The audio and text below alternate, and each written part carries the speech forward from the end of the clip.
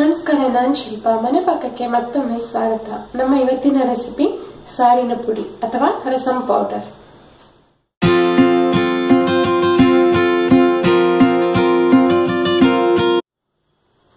ತುಂಬಾ ಸುಲಭದ ರೆಸಿಪಿ.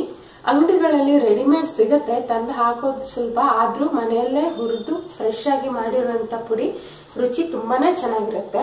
ಹೇಗ್ ಮಾಡೋದು ಅನ್ನೋದನ್ನ ನೋಡ್ಕೊಳ್ಳೋಣ. ಏನೇನ್ ಬೇಕು ಅನ್ನೋದನ್ನ ನೋಡೋಣ.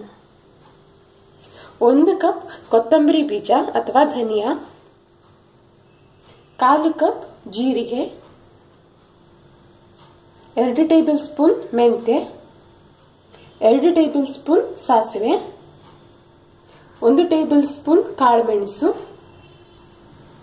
ಅರ್ಧ ಟೀ ಸ್ಪೂನ್ ಇಂಗು, 1 ಟೀ ಸ್ಪೂನ್ ಗಸಗಸೆ, 1/4 ಕಪ್ ಕರಿಬೇವಿನ ಎಲೆಗಳು, 4 ಕಪ್ ಬ್ಯಾಡಗಿ ಒಣಮೆಣಸಿನಕಾಯಿ ಸಣ್ಣ ಸಣ್ಣ ತುಂಡುಗಳಾಗಿ ಕಟ್ ಮಾಡಿ ಇಟ್ಕೊಂಡಿರೋದು, 1 ಟೀ ಸ್ಪೂನ್ ಎಣ್ಣೆ. ಈಗ ಒಂದು ಬಾಣಲೆಯನ್ನ ಕಾಯೋದಕ್ಕೆ ಇಟ್ಕೊಂಡಿದ್ದೀನಿ. ಮೊದಲಿಗೆ ಕೊತ್ತಂಬರಿ ಬೀಜವನ್ನ ಹಾಕಿ ಮಧ್ಯಮ ಉರಿಯಲ್ಲಿ, ಮೀಡಿಯಂ ಫ್ಲೇಮ್ ನಲ್ಲಿ ಕೊತ್ತಂಬರಿ ಬೀಜ ಸ್ವಲ್ಪ ಕೆಂಪಗಾಗುವವರೆಗೆ, ಸ್ವಲ್ಪ ಬಣ್ಣ ಬದಲಾಯಿಸುವವರೆಗೆ ಹಾಗೂ ಒಳ್ಳೆ ಪರಿಮಳ ಬರೋವರೆಗೆ ಡ್ರೈ ರೋಸ್ಟ್ ಮಾಡ್ಕೊಳ್ಬೇಕು. ಎಣ್ಣೆಯನ್ನು ಹಾಕಬಾರ್ದು, ಒಣದಾಗಿನೇ ಹುರ್ಕೊಳ್ಬೇಕು. ಈಗ ಕೊತ್ತಂಬರಿ ಸ್ವಲ್ಪ ನಸುಗೆಂಪು ಬಣ್ಣಕ್ಕೆ ಬಂದಿದೆ, ಹಾಗೇನೆ ಒಳ್ಳೆ ಪರಿಮಳ ಸಹಿತ ಬರ್ತಾ ಇದೆ.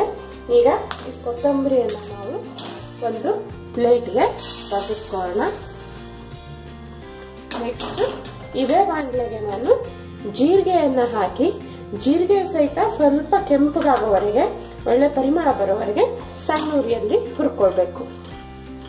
ಈಗ ಜೀರಿಗೆ ಸಹಿತ ಸ್ವಲ್ಪ ಕಂದು ಬಣ್ಣಕ್ಕೆ ಬಂದಿದೆ, ಒಳ್ಳೆ ಪರಿಮಳ ಬರ್ತಾ ಇದೆ. ಈಗ ಇದನ್ನು ನಾವು ಅದೇ ಪ್ಲೇಟ್ಗೆ ಹಾಕೊಳ್ಳೋಣ.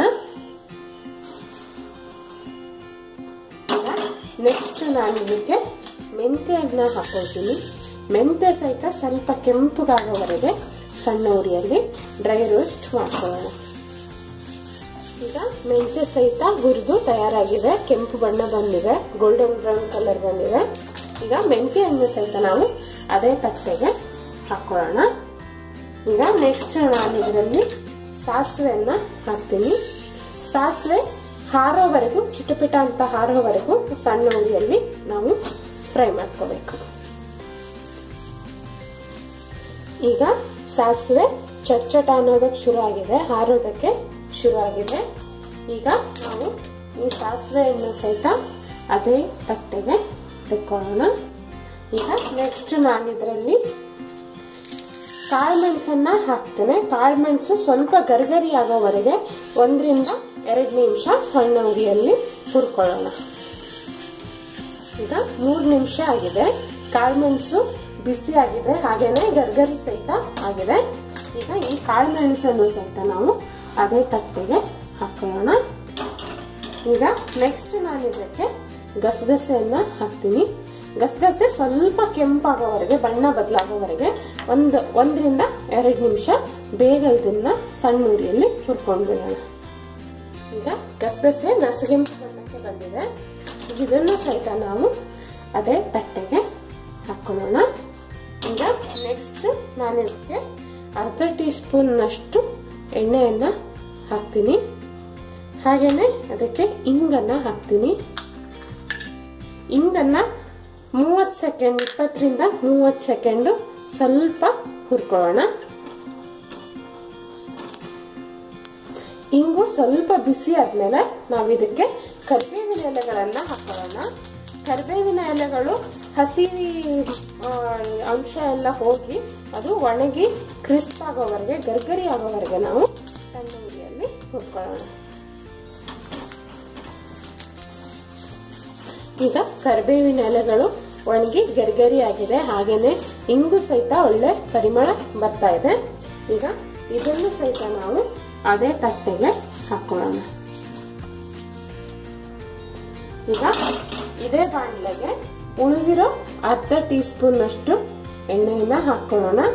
ಇದಕ್ಕೆ ಒಣಮೆಣಸನ್ನ ಹಾಕಿ, ಒಣಮೆಣಸು ಸ್ವಲ್ಪ ಬಿಸಿ ಮುಟ್ಟೋವರೆಗೆ, ಸ್ವಲ್ಪ ಬೆಚ್ಚಗಾಗೋವರೆಗೆ ಹಾಗೂ ಎಣ್ಣೆ ಎಲ್ಲಾ ಮೆಣಸಿಗೂ ತಾಗಿ ಸ್ವಲ್ಪ ಹುರಿಯೋವರೆಗೆ ನಾವು ಒಂದ್ 2 ರಿಂದ 3 ನಿಮಿಷ ಮೆಣಸನ್ನ ಹುರ್ಕೊಳ್ಳೋಣ. ಈಗ 4 ನಿಮಿಷ ಆಗಿದೆ.